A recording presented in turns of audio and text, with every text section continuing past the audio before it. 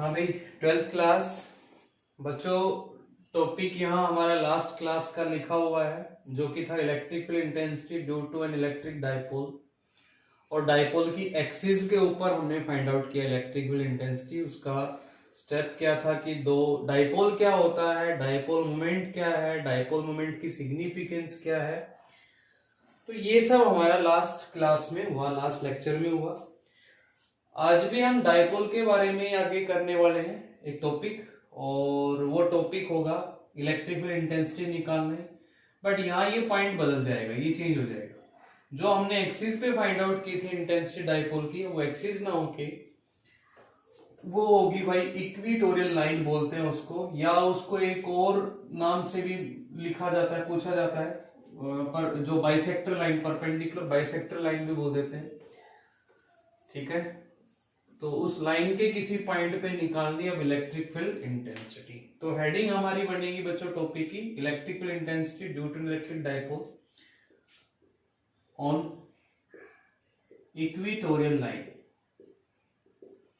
Equatorial line due to dipole, या इसको perpendicular bisector line भी बोलते हैं, बाइसेक्टर लाइन ऑफ डाइपोल। ठीक है, तो किसी भी नाम से आ जाए तो क्या होगा हमारा इस डेरिवेशन में, देखिए उसी तरह से स्टार्ट करेंगे। डाइपोल, ये डाइपोल हो गया भाई, minus Q charge plus Q charge, आप प्लस इधर माइनस उधर ले सकते हैं किधर भी। और ये जी इसका सेंटर पॉइंट हो गया, ओ लिख लिया हमने इसको। अब इस पॉइंट से ये हमारी होगी बाइसेक्टर लाइन, ये जो दिखा रहा हूं मैं, इसको हमने बाइसेक्टर लाइन बोल दिया। और इस बाइसेक्टर, परपेंडिकुलर बाइसेक्टर लाइन पे कोई पॉइंट हो गया हमारा इस पे P। इस पॉइंट पे हमें निकालनी इलेक्ट्रिक फील्ड इंटेंसिटी। ठीक है बच्चों, चलिए करते हैं। स्टेप वही है, जिस भी पॉइंट पे इंटेंसिटी निकालनी होती है क्या रख देते हैं वहां पर, test charge Q note, point ये P हो गया। और भाई इस पॉइंट को A नाम दे देता हूं, इसको B नाम दे देता हूं। पूरा तो डिस्टेंस हमारा 2a होता है ये, तो हाफ कितना हो जाएगा A, और ये भी A। ठीक है, अब इंटेंसिटी निकालनी हमने due to these two charges on electric dipole. ये जो माइनस क्यू है, ये इस टेस्ट चार्ज को अपनी साइड क्या करेगा, अट्रैक्ट। इस लाइन पे हम दिखाएंगे इसकी इंटेंसिटी को, ये डार्क कर देता हूं, ये इंटेंसिटी इधर होगी। ये किसकी वजह से, माइनस क्यू, ये minus Q plus test charge को अपनी साइड खींच रहा होगा, तो इंटेंसिटी हो गई E1। चलिए अब दूसरा दिखा देते हैं। ये जो प्लस का क्यू है, इस प्लस के क्यू को क्या कर रहा होगा सर, रिपेल कर रहा होगा। ठीक है, क्या कर रहा होगा, ऐसे रिपेल। तो इस डायरेक्शन में होगी इंटेंसिटी, ये डार्क कर देता हूं मैं थोड़ा। और इस इंटेंसिटी को हमने लिख लिया E2 से। तो E1 और E2 समझ में आया क्या क्या है। E1 जो है वो है electric field intensity due to minus Q charge. E2 जो है वो electric field intensity due to plus Q charge. अब ये एक लाइन पे नहीं आ रही बच्चों, एक इधर है एक इधर है। एक लाइन पे होती, सेम डायरेक्शन होती, अपोजिट होता, हो जाता है इजिली सोल्व। बट यहां पर दो अलग अलग डायरेक्शन इसकी आ गई है, और हमें निकालना है रिजल्टेंट इंटेंसिटी। तो कोई प्रॉब्लम नहीं है, अपने जो तरीके आते हैं वेक्टर एडिशन के वो अप्लाई करेंगे इस पे। अब उसके भी अलग अलग तरीके होते हैं, एक मैं अभी इस तरीके से सिंपल करा देता हूं, फिर दूसरा थोड़ा सा चेंज कर देते हैं उसमें। तो याद आए, इसमें हम वेक्टर का रूल अप्लाई करें तो यहाँ पर आप रिजल्टेंट वेक्टर से भी कर सकते हैं इसको, यहाँ वेक्टर के रिजोल्यूशन से भी कर सकते हैं। तो देखिए हमने चार्ज डिस्ट्रीब्यूशन के टॉपिक किए थे, तो वहां इंटेंसिटी हम रिजोल्यूशन से निकाल रहे थे। तो सर वही एक कंसेप्ट लेके चल देते हैं, फिर मैं आपको रिजल्टेंट एडिशन से भी बताऊंगा। तो पहले इसको रिजोल्यूशन मेथड से देख लेते हैं, रिजल्टेंट इंटेंसिटी कैसे निकलेगी। यहां तक क्लियर है E1 E2। अब बच्चों मैंने इस एंगल को थीटा से लिख लिया और यहां मैं एक लाइन ऐसे डाल देता हूं इसके पैरेलल, जो इसके बेस के पैरेलल है। ये थीटा है तो हम इसको भी थीटा बोलेंगे, कोई दिक्कत नहीं है। अब इसको रिजोल्व कर लो जरा। ये E1 इधर था तो यहां एक कंपोनेंट आएगा E1 कोस थीटा और यहां एक कंपोनेंट आएगा E1 sine theta. Rectangular components हो गए E1 के, बिल्कुल ठीक। चलिए अब ये एंगल बच्चों थीटा है ना, तो आप इसको भी थीटा ही बोलेंगे, क्योंकि ये बिल्कुल पॉइंट बाइसेक्टर लाइन पे है, ये इक्वल डिस्टेंस होंगे 90 डिग्री 90 डिग्री, ये एंगल बराबर, ये एंगल भी इक्वल होंगे। अब ये थीटा है तो आप इसको भी थीटा बोल सकते हैं, जैसे इसमें हमने इस थीटा को अल्टरनेट एंगल से बराबर लिखा, ये कोरस्पॉन्डिंग एंगल, इसको भी हम थीटा बोल सकते हैं, यहां लिख दिया इसके अंदर थीटा। अब ये वाला थीटा है तो इसके लिए भी इलेक्ट्रिक फील्ड जा रहा है E2। अब E2 को भी आप रिजोल्व कर सकते हैं, कर देते हैं तो कीजिए। यहां एक कंपोनेंट और आ जाएगा जो E2 का होगा, वो भी कोस कंपोनेंट, और यहां इधर होगा एक E2 का साइन कंपोनेंट। तो क्या मैं E1 साइन और E2 साइन को काट सकता हूं? अपोजिट आ रहे हैं, बट सर पहले ये चेक करो कि वैल्यू भी सेम आ रही है क्या। डायरेक्शन अपोजिट है, एक लाइन पे है, लेकिन वैल्यू इक्वल होगी तभी तो कटेंगे, और वैल्यू भी इक्वल ही आएगी, क्योंकि देखिए E1 को लिखने जाता हूं तो K मैग्नीट्यूड Q, दूसरा Q नोट।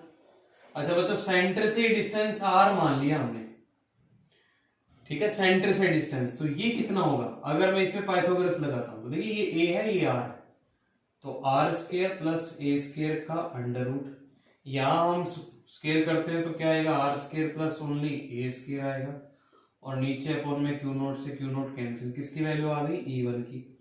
सिमिलरली अगर हम E2 लिखें, due plus Q, K magnitude तो वही है, वो टेस्ट चार्ज ही है, और बच्चों ये डिस्टेंस भी R square plus A square का अंडर रूट ही है, तो R square plus A square और ये Q नोट से Q नोट कैंसिल, तो देखिए वे सेम वैल्यू आ रही है E1 और E2 की। तो E1 is equals to E2 है, तो इनके कंपोनेंट भी बराबर ही मिलेंगे, ये एंगल भी तो बराबर है, दोनों थीटा ही है, तो E1 E2 इक्वल है, तो E1 sine theta also equals to E2 sine theta, तो दोनों क्या कर जाएंगे, कैंसिल कर जाएंगे। समझ गए बात को। और इसको अगर मैं E ही लिख लेता हूं तो दोनों ये जो एक लाइन पे आ रही है डायरेक्शन में, तो यहां हम लिखेंगे जो इंटेंसिटी आएगी, total net intensity, E net लिख दिया मैंने, वो कितना हो जाएगा, इन दोनों को ऐड करेंगे तो मैं लिख देता हूं 2E cos theta, because E1 E2 बराबर ही है, तो साइन कंपोनेंट इनके कैंसिल आउट हो गए, कॉस कंपोनेंट ऐड हो गए हैं, तो ये हमारे पास नेट इंटेंसिटी आ जाएगी। अब वैल्यू रख दो, 2E1 E2 बराबर है, कोई भी एक वैल्यू रख दो यहां से उठा के, तो KQ और नीचे है R square plus A square, साथ में है cos थीटा। तो यहां पर देखो कोई कैलकुलेट, आपने कैलकुलस की जरूरत नहीं पड़ेगी अब इसमें, क्योंकि ये तो दो अलग अलग चार्ज पॉइंट चार्जेस रखे हुए हैं, वहां तो पूरा लाइन पे चार्ज होता था, तो यहां डायरेक्ट आप cos थीटा की वैल्यू रख दीजिए। cos थीटा हो जाएगा हमारा, इस ट्राइंगल से अगर मैं लिखूं तो बेस एंगल के सामने परपेंडिकुलर, बेस हो गया सर A, और बेस ही हो गया, हाइपोटेन्यूज ये है, तो यहां हो गया R square plus A square पे root, root means power 1/2, Q into में 2A पढ़ा हुआ है, P तो KP, और नीचे हो गया R square plus A square की पावर 3/2, क्योंकि ये पावर 1 है, बेस सेम पावर है, ये आ जाएगी नेट इंटेंसिटी। बोलिए मुश्किल लगा इसमें? कुछ भी नहीं है मुश्किल। तो एक इंटेंसिटी E1 इधर आ रही है, एक इंटेंसिटी E2 इधर जा रही है, अब अलग अलग लाइनों पे है, तो आप रिजल्ट यहाँ रिजोल्यूशन का यूज करके कैलकुलेट कर रहे हैं। एक स्पेशल केस और लगा दो बच्चों, स्पेशल कंडीशन, और स्पेशल केस यही R is very very greater than A, ये डिस्टेंस कंपेरेटिवली A के ज्यादा है, तो we can write R square plus A square approximately R square. जैसे आप ये वैल्यू रखेंगे तो नेट इंटेंसिटी में थोड़ा वेरिएशन आएगा, क्या KP, और नीचे हो जाएगा only R square power 3/2 cancel, के पी अपॉन में आर क्यूब। ये नेट इंटेंसिटी इक्वेटोरियल लाइन के लिए, ठीक है, ये जो हमने इक्वेटोरियल लाइन के लिए किया। अब याद होगा पीछे वाले डेरिवेशन का रिजल्ट, तो वहां नेट इंटेंसिटी आ रही थी के और 2p अपॉन में आर क्यूब था आफ्टर स्पेशल केस एक्सिस के, ठीक है। तो आप दोनों में रिलेशन बना सकते हैं। देखिए ये वाला जो एक्सिस पे है वो 2 टाइम्स ज्यादा आ रहा है, तो एक्सिस पे जो इंटेंसिटी होगी नेट वो 2 टाइम्स होगी इक्वेटोरियल लाइन की। तो ये एक डेरिवेशन हमारा इक्वेटोरियल लाइन के लिए आता है, बाइसेक्टर लाइन के लिए भी बोल सकते हैं इसको, इलेक्ट्रिक फील्ड इंटेंसिटी निकालना। बच्चों इसको अलग अलग तरीके से समझाया जाता है, अलग अलग टीचर के अलग अलग तरीके होते हैं। तो एक इसमें तरीका ये भी है जिसको हम रिजोल्यूशन मेथड बोलते हैं। एक और तरीके से सीखो, देखो करना आपने जो इजी लगे वो करो, लेकिन थोड़ा बहुत पता होना चाहिए क्योंकि उनमें कंसेप्ट वही यूज हो रहा है जो पढ़ा हुआ अभी आपका। चलिए देखते हैं और कैसे भी कर सकते हैं, ठीक है। ये नोट कर ही लेंगे आप। अगर हम इसको और किसी तरीके से देखना चाहें तो कैसे कर सकते हैं। चलिए मैं रिजोल्यूशन को छोड़ देता हूं, मैं रिजोल्यूशन को थोड़ी देर के लिए साइड कर देता हूं, ठीक है। तो हमारे पास ये कंपोनेंट भी हटाओ, ये भी हटा दिया, ठीक है बच्चों। और ये लाइन हमने डाली थी, ये थीटा और थीटा तो पता ही, ये भी थीटा है ये भी थीटा है। अच्छा इस पूरे को ना मैं फाई बोल देता हूं, सपोज करो फाई लिख दिया मैंने, क्योंकि हमें रिजल्टेंट निकालने के लिए एंगल तो दोनों के बीच का लेना पड़ेगा ना। रिजल्टेंट कैसे निकलता था, ऐसे पैरेललोग्राम कंप्लीट और डायगोनल क्या देगा हमें, रिजल्ट, ये रिजल्टेंट ही हो जाएगा इंटेंसिटी। अब रिजल्ट निकालने के लिए मॉडुलस में हम लिखते हैं ए स्क्वायर, रिजल्ट का जो मॉडुलस आएगा value A square plus B square plus 2ab cos theta, clear है। तो ये हम फॉर्मूला या यूज करते हैं, रिजल्टेंट आ जाएगा जिसको मैं ई नेट भी बोल सकता हूँ या ई आर भी बोल सकता हूँ। रिजल्टेंट ई नेट कितना आ जाएगा, वैल्यू रखिए, एक E1 है एक E2 है, दोनों की वैल्यू बराबर है। अरे भाई E1 इज इक्वल्स टू तो E2 है, E लिख लेते हैं इसको, E square plus 2EE square cos theta, theta नहीं सॉरी, यहाँ दोनों के बीच में एंगल कितना है फाई, तो हमें यहाँ पर फाई लेना है। इस फॉर्मूले में थीटा हमारा क्या होता है, ए और बी के बीच का एंगल। अभी ई square plus E square 2E square दोनों में से 2E स्क्वायर अगर कॉमन निकालता हूं तो अंदर बचेगा 1 प्लस कोस फाई, ठीक है। आ रहा है समझ में, कितना आ गया हमारा 2E, ये ई स्क्वायर 2E स्क्वायर दोनों में से कॉमन निकाल लिया, बाहर आ गया हमारा E और अंदर रह गया 1 प्लस कोस फाई। अब बच्चों आइडेंटिटी यूज करो एक, क्या 2 cos square x is equals to होता है 1 प्लस कोस 2x होता है, तो 1 प्लस कोस एक्स बढ़ेगा हमारा 2 कोस स्क्वायर एक्स बाई 2। इस आइडेंटिटी को यहां यूज करेंगे तो जो हमारी नेट इंटेंसिटी आएगी इज इक्वल्स टू देखना e under root 2 1 plus cos phi 1 plus cos x, तो कितना आएगा ये 2 कोस स्क्वायर और यहां आ जाएगा 5/2, क्लियर है। 2 2 जा 4, तो बाहर आएगा 2e, अंदर आएगा कोस स्क्वायर 5/2।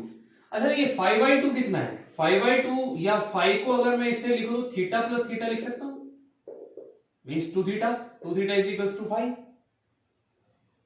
तो यहां से 5 की जगह मैं यूज कर सकता हूं 2 थीटा। चलिए 2e, चलिए यहां लिख देता हूं, तो नेट इंटेंसिटी बच्चों इज इक्वल्स टू आ गई हमारी 2e, और ये जो कोस स्क्वायर 5/2 आया है तो इसको हमने रूट में रखा कोस स्क्वायर। मैं ये कह रहा हूं कि जो 5 है उस 5 को पूरा मैं 2 थीटा लिख सकता हूं, 2 थीटा अपॉन में 2, फिर ये 2 से 2 तो कैंसिल हो गया, नीचे एंगल के साथ ही है, तो 2e कोस स्क्वायर थीटा क्या बन गया, बाहर आके कोस थीटा, तो 2e कोस थीटा यही तो आया था। और इधर एक E1 कोस थीटा था, एक E2 कोस थीटा था, दोनों E1 E2 बराबर थे, तो रिजल्टेंट इंटेंसिटी क्या आई थी 2e cos थीटा। अब आप cos थीटा की और e की वैल्यू रख दो, फिर आंसर वही आ जाएगा। तो रिजोल्यूशन थोड़ा आसान लग रहा है कंपेरेटिवली इसके, लेकिन मेथड ये भी हमें पता होना चाहिए, क्योंकि हम रिजल्टेंट को इस तरीके से भी निकाल के आए हैं। क्लियर है? तो एक डेरिवेशन बच्चों हमारा डाइपोल के लिए ये भी आता है। तो दोनों एक्सिस और इक्वेटोरियल लाइन या बाइसेक्टर लाइन दोनों ही इंपॉर्टेंट है, और दोनों ही मेथड से आप कर सकते हैं। पूरा आगे करके दिखाने की जरूरत नहीं है, फर्स्ट टाइम अगर आप कर चुके हैं, इससे आगे तो सेम ही चलेगा पूरा। ठीक है, तो आपने ये एक डेरिवेशन भी कंप्लीट कर लेना है। Electric field intensity due to dipole on axial line and due to on equatorial line. बच्चों अभी एक क्वेश्चन कर लेते हैं कंसेप्ट को थोड़ा और अच्छे समझने के लिए। तो क्वेश्चन यहां पर लिखा है हमने, क्वेश्चन में कुछ नहीं है, बस एक जगह थोड़ा सोचना है, और वो पॉइंट क्या होगा देखिए। 2 point charges each of 5 microcoulomb, 5 microcoulomb charge दिया है, बट अपोजिट इन साइन, मतलब कि एक प्लस और एक माइनस है। प्लेस 4 सेंटीमीटर अपार्ट, उनके बीच में डिस्टेंस है 4 सेंटीमीटर। जैसे जैसे बोल रहा है वैसे कर लेते हैं कि भाई ये प्लस का 5 माइक्रोकुलाम ले लिया, इधर मैंने माइनस 5 माइक्रोकुलाम ले लिया, इनके बीच में सेपरेशन को ले लिया 4 centimetre. Calculate electric field intensity at A point distant 4 centimetre from the mid point on axial line. तो बच्चों ये मिड पॉइंट ले लेते हैं हम वो, और एक्सियल लाइन ये हो ही गई है, इसके साथ ही ये एक्सिस लाइन हो गई। अब मिड पॉइंट से कोई भी एक डिस्टेंस, वो भी कितना डिस्टेंस दे रखा है 4 सेंटीमीटर। यहां हमें फाइंड आउट करना है इलेक्ट्रिक फील्ड इंटेंसिटी। क्लियर है क्वेश्चन? +5 -5, इनके बीच में सेपरेशन जिसको कि मैं 2a लिख रहा हूं, ये दे दिया, और हमें सेंटर से 4 सेंटीमीटर पे फाइंड आउट करना है। अब एक्सिस के फॉर्मूले, इलेक्ट्रिक फील्ड इंटेंसिटी निकालने के लिए एक्सिस के लिए जो फॉर्मूला पढ़ा हमने, वो एक आया 2pk और नीचे r² माइनस a² का होल स्क्वायर और साथ में r भी था। हमने एक स्पेशल केस कंडीशन लगाई। स्पेशल केस था हमारा r is very very greater than a का, तो कितना आया 2pk r, और ये r² minus a² approximately r² का स्क्वायर करेंगे 4, फिर एक r से r कैंसिल होके बच्चों 2pk अपॉन में r³ आया।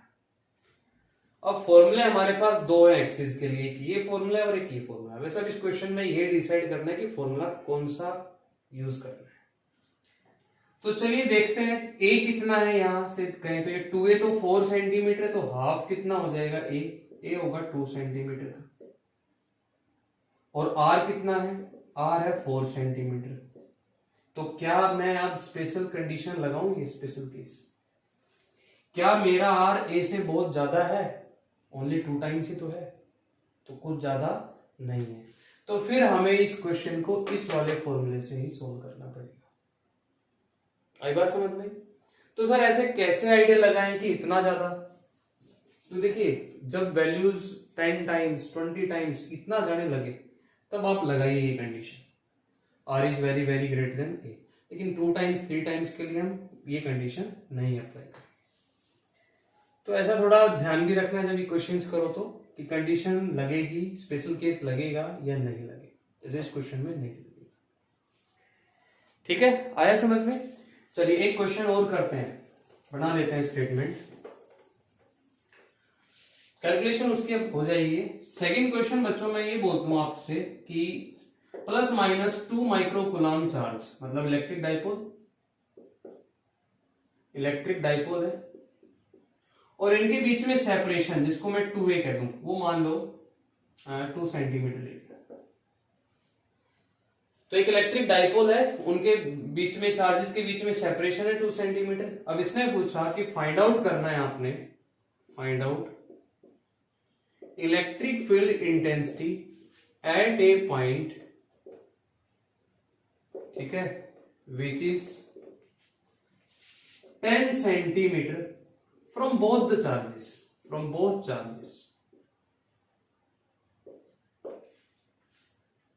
ठीक है, 10 सेंटीमीटर, 20 ले लो, 20 सेंटीमीटर ले लो। 20 सेंटीमीटर फ्रॉम बोथ चार्जेस। अब इसमें स्टेटमेंट समझना है, और स्टेटमेंट तो हर क्वेश्चन की समझनी बहुत ज्यादा जरूरी है।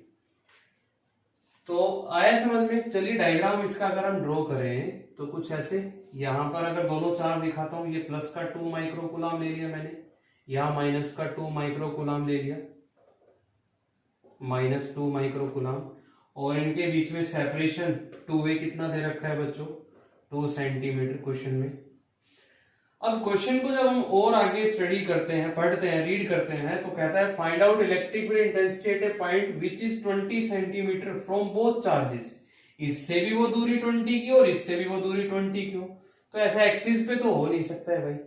कहाँ हो सकता है? यस, बाइसेक्टर लाइन पे, कि ये डिस्टेंस और ये डिस्टेंस बराबर हो जाए। कितने हो जाएंगे ये? 20 सेंटीमीटर। ये भी कितना है? 20 सेंटीमीटर। अब ये 2 हो गया, तो ये हाफ इसका कितना हो जाएगा? 1 सेंटीमीटर। अब ये 1 है, ये 20 आप ये निकाल लेंगे, और ये वैल्यू इस 1 के कंपेरेटिवली ज्यादा आएगी। तब आप यहां पर कंडीशन लगा देंगे कि जो R है वो very very greater than A। और फॉर्मूला कौन सा आएगा हमारा? अभी जो हमने पढ़ा इक्वेटोरियल लाइन के लिए, और इक्वेटोरियल लाइन के लिए formula R is very very greater than A की कंडीशन पे कितना आता है? P K, और नीचे कितना आएगा? R Q। क्लियर है? तो पाइथागोरस से आप ये निकाल लेंगे वैल्यू, और ये वैल्यू इस 1 सेंटीमीटर के कंपेरेटिवली काफी ज्यादा होगी, तो हम ये कंडीशन इस पे अप्लाई करेंगे। आए समझ में? इस तरह के क्वेश्चंस आपने ट्राई कर लेने हैं, जो कि डायरेक्ट फॉर्मूले बेस्ड क्वेश्चंस ही हैं एक्सिस इक्वेटोरियल के। तो डाइपोल की वजह से इलेक्ट्रिक फील्ड इंटेंसिटी के ये दोनों डेरिवेशन हमारे कंप्लीट हुए। आगे करेंगे नेक्स्ट क्लास में।